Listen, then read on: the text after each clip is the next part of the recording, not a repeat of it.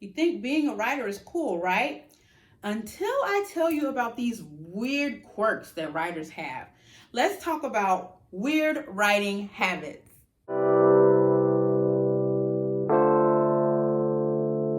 Do not attempt to adjust your dial. I'm transmitting live with the hardcore style. If you don't know who I am, my name is Carla DuPont. You can Google me, you can Amazon me, you can Barnes and Noble me. I am a writer, I am a mom, I am a magical unicorn who takes thoughts and turns them into books. If you'd like a little bit of help turning your idea into a book, then email me, Carla at writewithcarla.com, schedule a consultation, and we can get that all squared away. But I have to warn you, being a writer is cool until you know what you're getting yourself into. Writers have really, really quirky habits that may not be so cool. Like one, your work uniform. Now, you see, I'm in a sweater, jeans. You can't see my beautiful, freshly pedicured feet. But normally, I'm not dressed like this. I dress like roll out of bed, going to Walmart, taking out the trash, Carla. That's how I am. Old FAMU t-shirts, old family reunion t-shirts, jogging pants, or no pants. Jogging pants, yoga pants, leggings, pajama pants. Pajama pants are where it's at. They're so comfortable. You can move. You can sit with one leg in the chair, the other leg in the chair, both legs in the chair, hunched over like this, leaning to right. Your work uniform is not glamorous at all. Bras are optional. You may or may not change your clothes from what you rolled out of bed in, but you don't really realize it and it doesn't bother you until it's time to go somewhere, and then you have to jump up and run out and you're like, oh my gosh, wait a minute, what am I wearing? Oh, let me change my clothes. So work uniforms are not the business.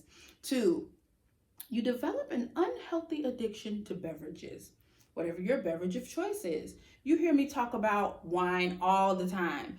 But when I'm writing for clients, i.e. ghost writing, I don't write with wine because that's for them. I have to make sure that I'm doing my job.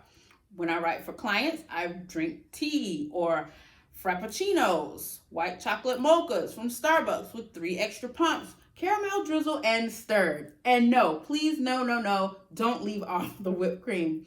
When I'm writing for myself, yes, pour it up, bring me the vino, let's get it popping so these words can flow. But you don't even notice you're doing it. You don't notice that you have an unhealthy addiction to a beverage. It's like you really don't want to do it, but you kind of have to do it because if you don't do it, then there's no way you're going to get it done. 3, starvation is normal. You're typing and typing or writing and it's flowing and you don't want to stop and the mood is going and you're getting it all out and we're talking thousands and thousands of words, and then you just keep hearing this sound that's like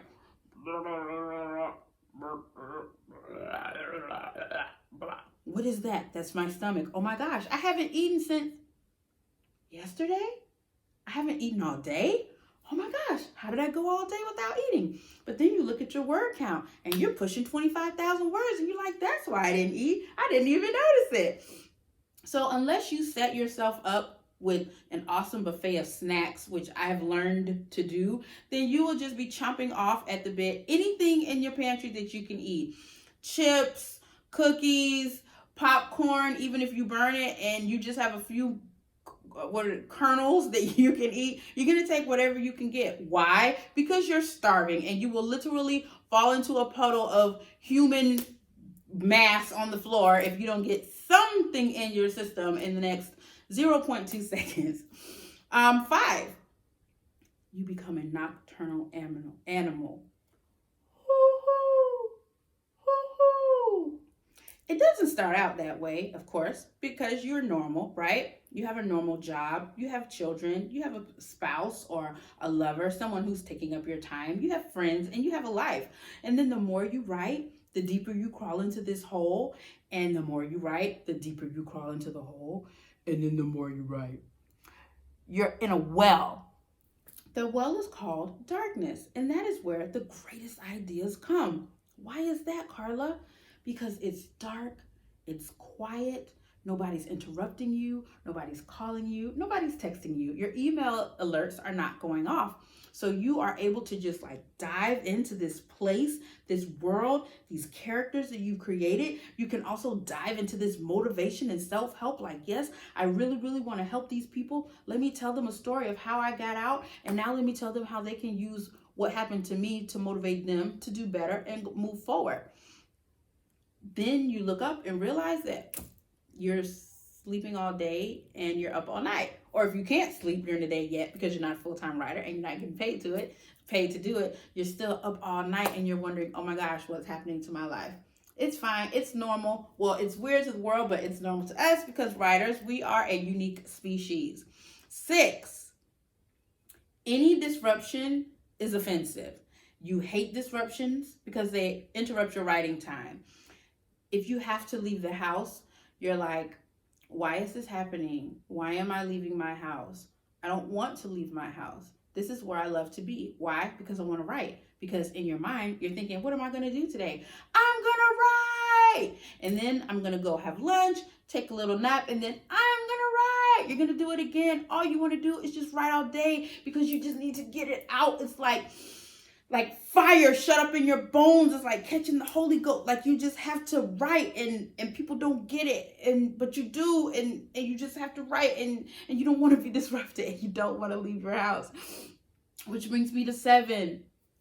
Leaving your house is an inconvenience. Number 1, because you have to put on clothes. And number 2, because you have to leave your house. And number 3, if you're a female, you gotta, make yourself look cute, look decent, look like you haven't been down in the well for the last few months. And your friends don't get it because they're like, hey girl, we miss you. We haven't seen you. I can't tell you how many times people text me like, hey, are you all right? Is everything okay? Or they send me a DM, I miss you, girl. I'm like, I miss you too. Let's do lunch. And then I schedule a lunch and then I cancel it because I don't want to leave my house because I just want to stay and write, and they don't get it. But you already feel like you're socializing because just like you can socialize with people on Instagram, Twitter, and Facebook using your thumbs, you can socialize with characters using your hands, and your life is full and you feel like these are your friends and they love you and they need you and they don't want you to leave. And it's weird, but it becomes your reality. And then 8. These are real people too. You get so absolved in the lives of your characters and the words that you're writing and the thought processes that it takes to get all of this stuff out that you just don't want to leave them. These are your people too. And it sounds weird, but like right now I have so much drama going on in my imaginary world, in my imaginary life with these characters who I have created from my imagination. I don't want to talk to anybody else. I don't want to go anywhere. I don't want to do anything. I don't want to adult. I don't want to do life. I just want to write. I just want to see what's going to happen to them and make them fight and then make them make up and then create all these obstacles for them to jump over and swim through and dive around. Like, I just want to keep their lives going so much that I don't want to venture into the real world. But my friends are like, hey, Carla, we miss you. And I'm like, okay, girl, I see you soon. So if you haven't encountered any of these weird writing habits, don't worry. That just means you're new to the fold. Welcome in. Glad to have you. Welcome to the weird world of writers. Happy writing.